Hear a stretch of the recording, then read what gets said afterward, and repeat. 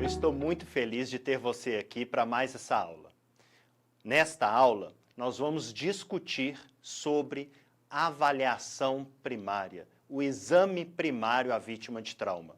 Na minha opinião, é o conteúdo mais importante, aquele que vai fazer com que o nosso atendimento à vítima de trauma seja um atendimento que vá diminuir o risco ou a chance do paciente evoluir para óbito, perder a vida dele. Então vamos lá. A gente, nas aulas anteriores, nós já discutimos sobre garantir segurança de cena, sobre avaliação da cinemática do trauma. Agora chegou a fase da gente realizar a avaliação primária da vítima de trauma. Então, para recapitular, para ficar bem claro na cabeça da gente, chegamos num evento de trauma, num incidente traumático. Minha primeira ação foi garantir a segurança da cena, garantir que eu não vou me tornar também uma vítima. Minha segunda ação foi avaliar a cinemática do trauma. De forma rápida, eu avaliei a cinemática para que eu consiga prever as possíveis e as prováveis lesões do meu paciente. Prever ou estimar a gravidade do paciente relacionada à quantidade de energia que foi transferida. Então, garanti segurança de cena, avaliei a cinemática, agora chegou a fase da gente realizar a avaliação primária, o exame primário. O exame primário, ele é realizado através de passos. A gente vai ter um mnemônio que a gente deverá seguir para que a gente faça esse atendimento de forma segura. Esses passos são muito importantes que a gente não altere a ordem deles. Eles foram feitos baseados em estudos científicos, baseado em aquilo que mata mais rápido o nosso paciente. Então, aquilo que mata mais rápido é o que eu preciso avaliar primeiro e resolver primeiro. A gente vai ver que no exame primário, a gente sempre avalia e resolve. Esse resolver, essa medida para corrigir esse problema que o paciente está apresentando, a gente vai chamar aqui de medidas de reanimação. Então, simultâneo ao exame primário, eu vou realizar as medidas de reanimação. E assim, avaliei um ponto, realizo, corrijo, realizo as medidas de reanimação. Aí que eu passo para o próximo ponto. Então, não pode ser, avaliei todo o paciente para depois vir corrigindo os problemas, adotando as medidas de reanimação. Cada passo que eu avalio, problema encontrado, eu já corrijo esse problema, eu já faço a minha medida de reanimação. O mnemônio que a gente vai seguir, os passos que a gente vai seguir, ele é determinado por X, ABCDE. Então, cada letrinha dessa, a letra X, a letra A, a letra B, a letra C, a letra D, a letra E, é uma ação, é uma avaliação que eu vou realizar, tá? E eu não posso sair, então, dessa ordem. Então, vamos começar a discutir cada uma dessas letrinhas. Primeiro, então, que a gente tem a letra X. Ela foi incorporada no mnemônio recentemente. Se a gente pensar em termos de tempo, há cerca de 2 a 3 anos atrás, foi incorporado a letra X no mnemônio de atendimento à vítima de trauma. O que é essa letra X? A letra X é conter hemorragia exsanguinante. É aquele paciente que, quando eu cheguei para avaliar ele, eu observo uma hemorragia de grande volume, uma hemorragia de grande monta. Então, a literatura chama assim para a gente, hemorragia exsanguinante. É aquela hemorragia que te chama a atenção pelo volume que o paciente está perdendo sangue. Então, sempre que eu encontrar no paciente uma hemorragia exsanguinante, eu vou estancar. Eu tenho que parar completamente esse sangramento externo. E como é que a gente vai fazer isso? Minha primeira medida, realizar um curativo compressivo naquele local onde está o ferimento sangrante. Se com o curativo compressivo eu não conseguir parar o sangramento, e parar o sangramento é parar completamente esse sangramento. Não pode ficar babando sangue, escorrendo sangue lentamente pelo meu curativo compressivo. Eu tenho que estancar, eu tenho que parar completamente esse sangramento. Se eu não conseguir parar o sangramento com o curativo compressivo, eu tenho que realizar o torniquete. Então, o torniquete hoje é amplamente recomendado pelas literaturas.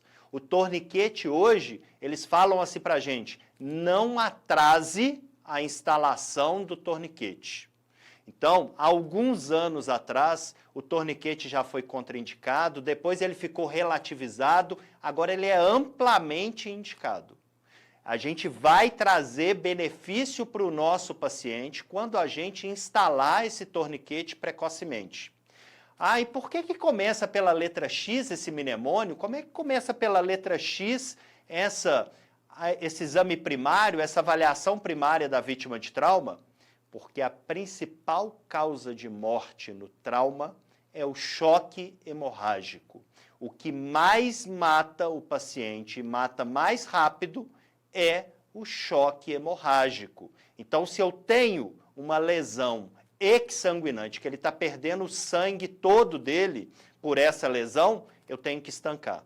Então, cheguei, reconheci a lesão, coloquei uma compressa, fiz a compressa ficou encharcada de sangue. Nunca tire essa primeira compressa. Coloque outra limpa por cima e mais uma limpa. Eu vou colocando outras compressas por cima.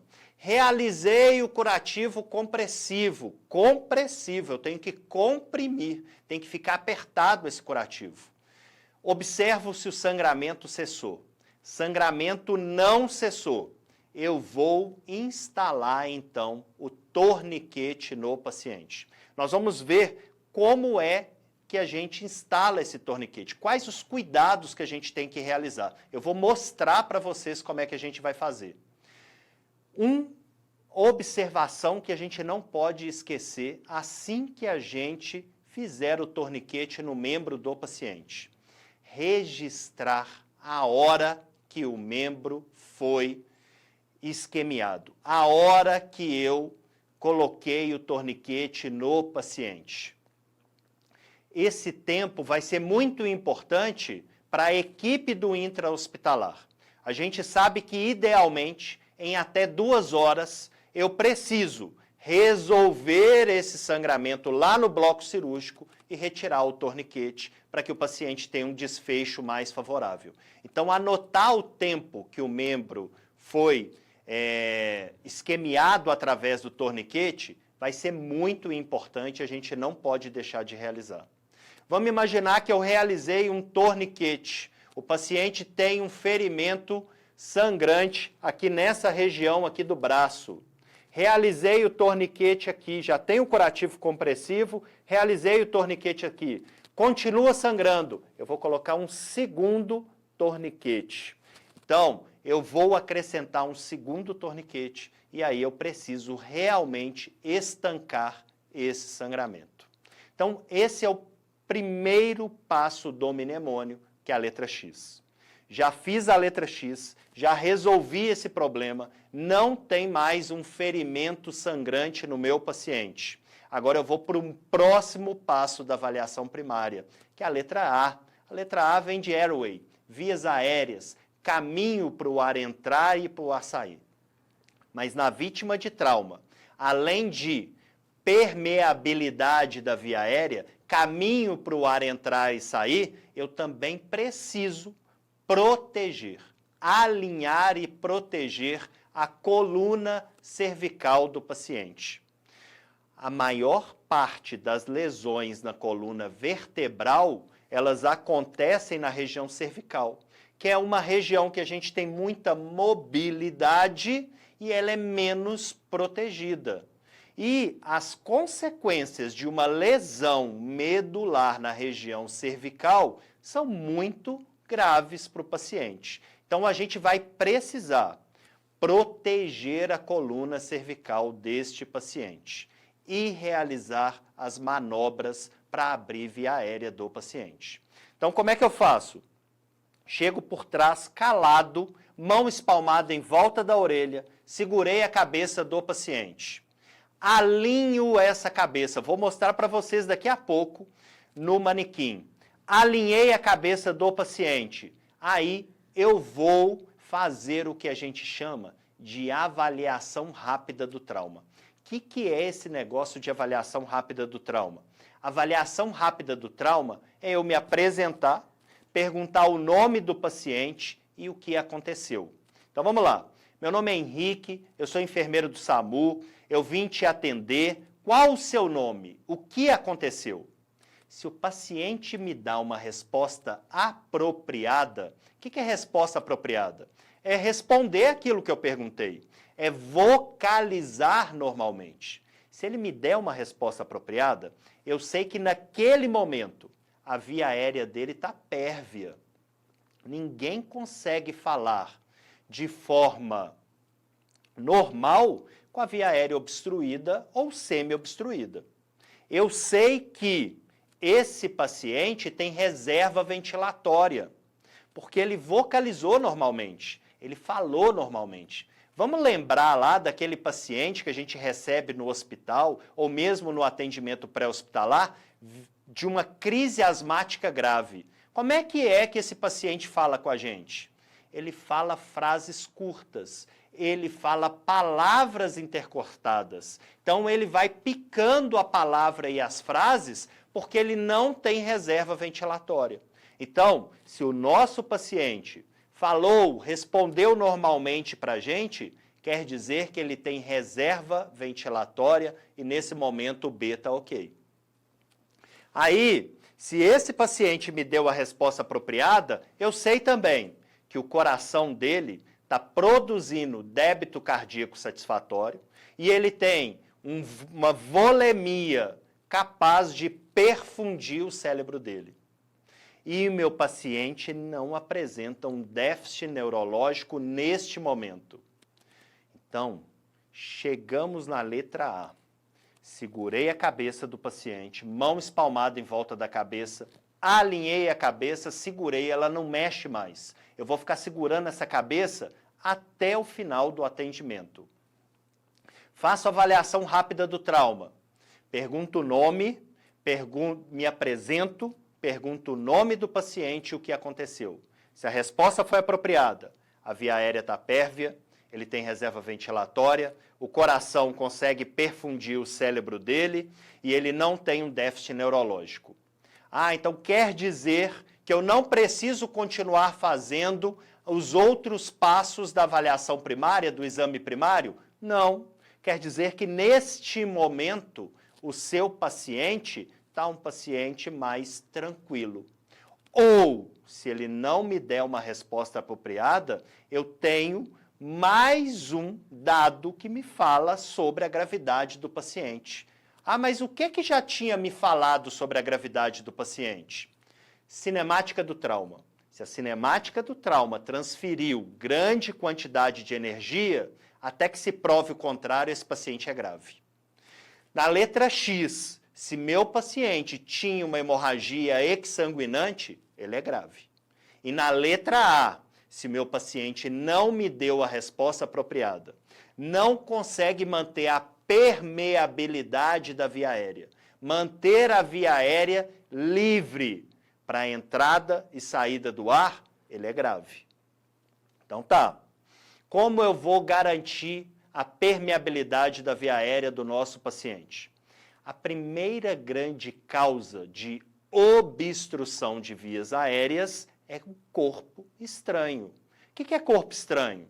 Dente quebrado, sangue na cavidade oral, pedaço de alimento, vômito, prótese dentária, qualquer objeto que possa impedir a passagem do ar. Então, eu sempre vou iniciar abrindo a boca do paciente, observando se tem algum corpo estranho e retirando esse corpo estranho em pinça, com a mão em pinça. O que a gente não pode fazer?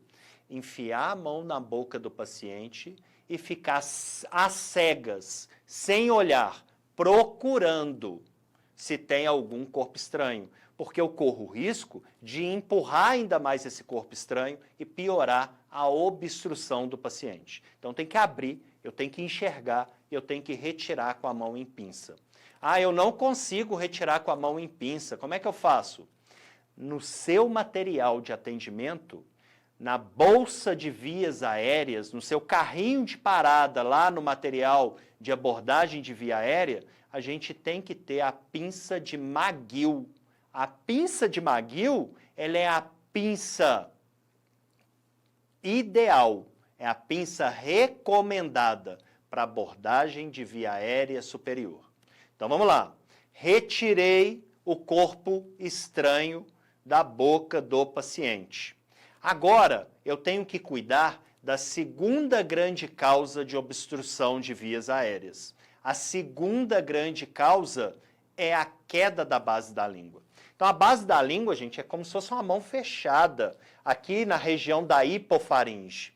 E o que garante que a base da língua não caia sobre a hipofaringe e impeça a passagem do ar? Nível de consciência. Toda vez que o paciente tem redução do nível de consciência, toda vez que esse paciente se torna inconsciente, ele perde a capacidade de manter a base da língua sem cair sobre a hipofaringe e impedir a passagem do ar.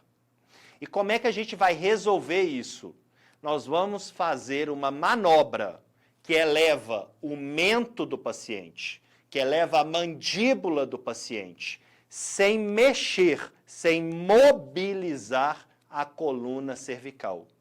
Então, eu vou fazer uma manobra, são duas, na verdade, eu vou escolher uma delas, qual que você tiver mais facilidade, ou qual que a situação indicar, que são jaw thrust e chin lift. Essas são as duas manobras que eu corrijo a queda da base da língua da vítima de trauma sem mobilizar, sem mexer a coluna cervical, porque esse paciente pode ter uma lesão na coluna cervical e se eu movimento a coluna cervical, eu posso estar piorando essa lesão.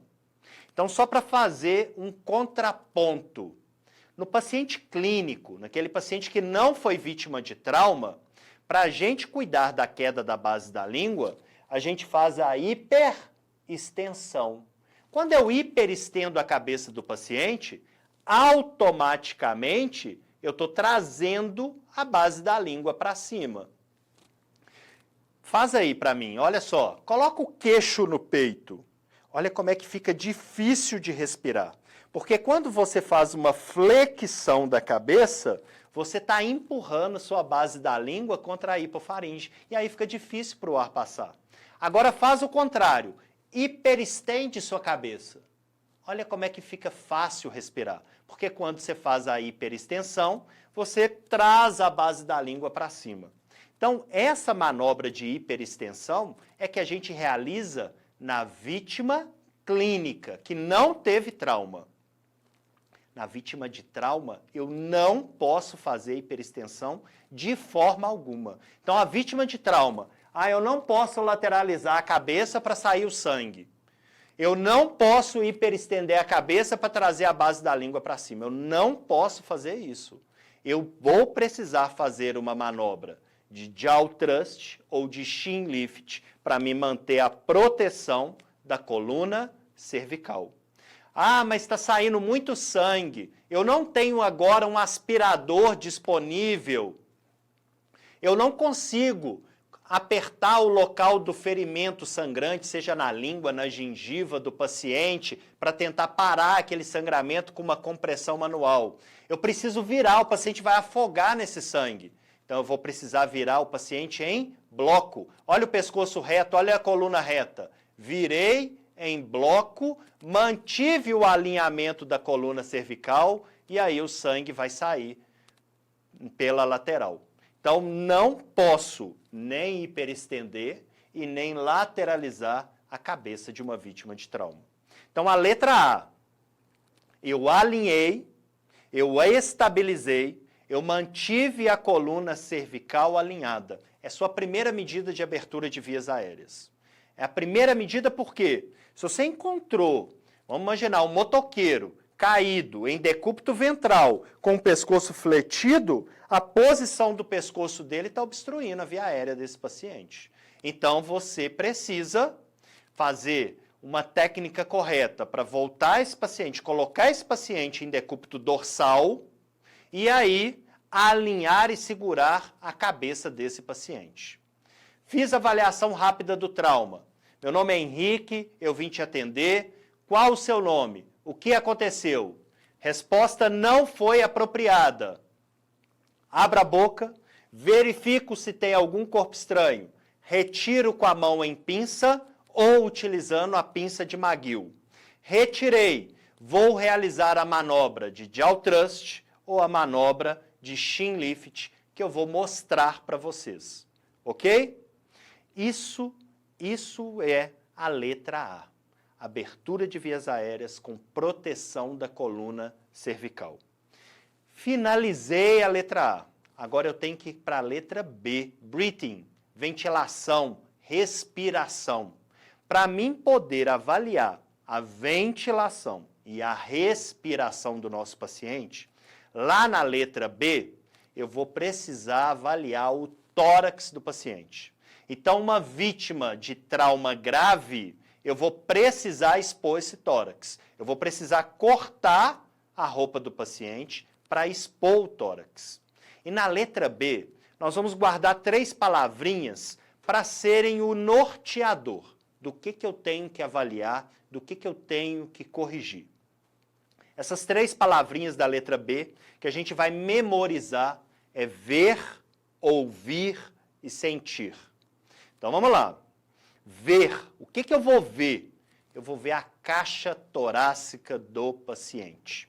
Eu vou observar se tem alguma tatuagem traumática, um hematoma, aquela marca do cinto de segurança, ou aquela marca dele ter batido o tórax contra o volante, o tórax contra uma superfície. Então eu vou observar se não tem nenhuma lesão aparente nesse tórax, se não tem nenhum ferimento sangrante na caixa torácica. Eu preciso observar a movimentação da caixa torácica do paciente. Eu preciso verificar se ela é simétrica, os 2 lados se movimentam com a mesma amplitude e ao mesmo tempo. Eu preciso observar, eu preciso ver qual é a frequência respiratória do paciente. E eu preciso ver qual é a saturação de oxigênio desse paciente. Então, eu vou ver, fazer o exame de ectoscopia da caixa torácica, observar essa caixa torácica, observar o movimento ventilatório, contar a frequência respiratória e verificar a saturação de oxigênio do paciente. Ouvir. O que eu vou ouvir? Eu vou pegar o estetoscópio e vou ouvir se tem murmúrio vesicular nos quadrantes pulmonares. Olha, essa ausculta é uma ausculta rápida.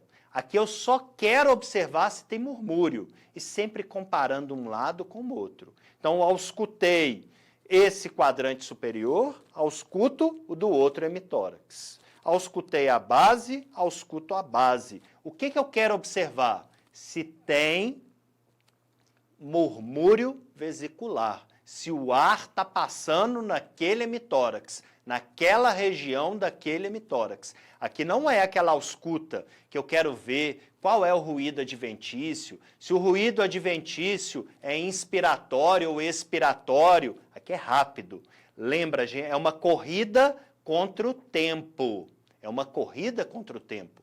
Nosso exame primário, nossa meta, são 10 minutos para fazer o X ABCDE e tá saindo com esse paciente, levando ele para um centro de trauma para ele receber o tratamento definitivo. Então, a gente tem que perseguir essa meta de 10 minutos. Sentir. O que eu vou sentir? Eu vou sentir a integridade óssea dessa caixa torácica. Então, eu tenho que palpar as costelas, eu tenho que palpar o externo, procurando sinal de fratura. O que vai ser sinal de fratura? Primeiro sinal é dor. Osso quebrado dói. Então, primeiro sinal, se meu paciente estiver consciente, ele vai reclamar de dor quando eu palpar aquele local. O segundo sinal, descontinuidade óssea. E o terceiro sinal, crepitação óssea. São os sinais que a gente vai utilizar para verificar se tem ou não uma fratura na costela ou no externo, ok? Vou sentir se existe enfisema subcutâneo. Enfisema subcutâneo é quando a gente palpa o tórax do paciente e sente que no tecido subcutâneo tem um tanto de bolinha de ar. A gente sente as bolinhas estourando na mão da gente quando a gente está palpando. Enfisema subcutâneo é sinal de gravidade no trauma torácico. Este paciente é grave. Se ele fez um enfisema subcutâneo, pós-evento traumático, ele é muito grave. E também, no sentir, eu preciso realizar a percussão dessa caixa torácica. Então, eu vou realizar a percussão da caixa torácica. Qual que é o som normal? Esse som normal a gente chama ele de claro pulmonar. O que eu posso encontrar de alteração? A gente vai discutir isso mais profundamente na aula de trauma torácico. Mas se eu encontro aqui um som hipertimpânico, eu penso em pneumotórax hipertensivo. Se eu encontro um som maciço, maciçez, eu penso em hemotórax. Então, a percussão, gente, ela é muito importante. Vamos lembrar que nesse exame primário, o paciente ainda não foi para exame de imagem. Você não tem imagem. Então, você precisa encontrar os problemas, fazendo uma boa avaliação para que você tenha uma oportunidade de intervir num tempo hábil para salvar a vida do seu paciente. Ok? Na letra B, gente, a maior parte dos nossos pacientes de trauma, eles têm problemas ventilatórios, que vão gerar como consequência problema respiratório. Ah, como assim, Henrique? Vamos diferenciar ventilação de respiração. Ventilação é processo mecânico. Para o ar entrar, inspiração, e para o ar sair, expiração, a gente produz mudança de gradiente de pressão dentro da caixa torácica. Então, a gente não tem um compressor dentro do tórax que puxa o ar e que sopra o ar. A gente, na verdade, está fazendo o quê? Quando eu quero inspirar, eu aumento a complacência, o tamanho da caixa torácica, expandindo as minhas costelas, abaixando o meu diafragma. E aí a pressão intratorácica, ela vai ficar menor do que a pressão do ar ambiente, o ar entra, eu inspirei. Quando eu quero expirar, eu vou contrair minha caixa torácica, eu vou diminuir a complacência, eu vou subir meu diafragma. Aqui, a pressão aqui dentro vai ficar maior do que a pressão atmosférica. O ar é gás, ele gosta de espaço, ele sai, a gente expirou. Então, ventilar é inspirar e expirar. E para mim conseguir ventilar, eu preciso de integridade óssea e muscular da caixa torácica. E a vítima de trauma pode ter essa integridade afetada. Vamos imaginar que o cara quebrou costela. Mesmo que a fratura de costela não tenha causado uma lesão adjacente, uma lesão no pulmão, Só a dor vai limitar a movimentação da caixa torácica dele. E quando limita a movimentação da caixa torácica, diminui o volume de ar que entra e que sai. E isso gera consequência para o nosso paciente. Ele faz menos troca gasosa, movimenta menos ar, entra menos oxigênio e sai menos gás carbônico. Isso é um problema para o paciente. Se o paciente tem um ferimento penetrante, vamos imaginar um tiro, além do ar entrar aqui, ele começa a entrar e sair por esse ferimento. E isso também vai causar diminuição da mudança de gradiente de pressão. Isso vai fazer com que o nosso paciente tenha problema ventilatório. E a respiração, Henrique? O que é a respiração? Respiração é um processo muito mais complexo, ele é bioquímico, ele é metabólico. Para a gente respirar, eu preciso pensar que eu tenho que ter permeabilidade preservada nas membranas dos alvéolos, dentro do pulmão. Eu preciso ter célula de transporte de gases na minha corrente sanguínea. Eu preciso que o meu sistema cardiovascular produza débito cardíaco satisfatório para fazer esses gases serem distribuídos, o oxigênio ser entregue e o gás carbônico ser retirado. Eu preciso que esse gás saia da célula de transporte, entre dentro da célula, tenha a reação bioquímica metabólica, produza o ATP, o gás carbônico, que esse gás carbônico saia, ele circule, volte até os pulmões para ser eliminado. Então é um processo mais amplo, né, que muitos outros fatores vão interferir na respiração. Mas na nossa vítima de trauma, geralmente eles iniciam com problema ventilatório, que se eu não resolver, vai levar o paciente a um problema respiratório. A gente não pode esquecer que na vítima de trauma grave, a gente precisa oferecer O2 suplementar. E o dispositivo que a gente vai utilizar vai ser a máscara facial com bolsa reservatória. Por quê? Ela tem alta FiO2, ela oferece alta concentração de oxigênio. A FiO2 dela pode chegar a quase 90%. E ela é benéfica porque muitas vezes a vítima de trauma assume aquela respiração oral, aquela respiração de cachorrinho, curta e rápida, usando a boca. E aí, se eu coloco um óculos ou um catéter nasal, o paciente vai aproveitar pouco esses gases e a FiO2 do catéter nasal também não é adequada para essa vítima de trauma grave. Então, para ela, a gente vai utilizar a máscara facial com bolsa reservatória.